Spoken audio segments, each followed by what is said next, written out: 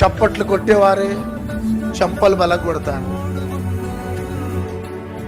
Claps కొట్టేవారే slab కొడతారు.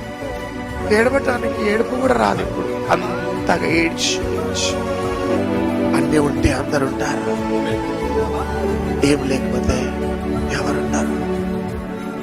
కానీ అద్భుతం ఏంటిదో తెలుసు, అన్నీ ఉన్నా లేకపోయినా నీతో ఉండేది యేసయ్య మాత్రమే.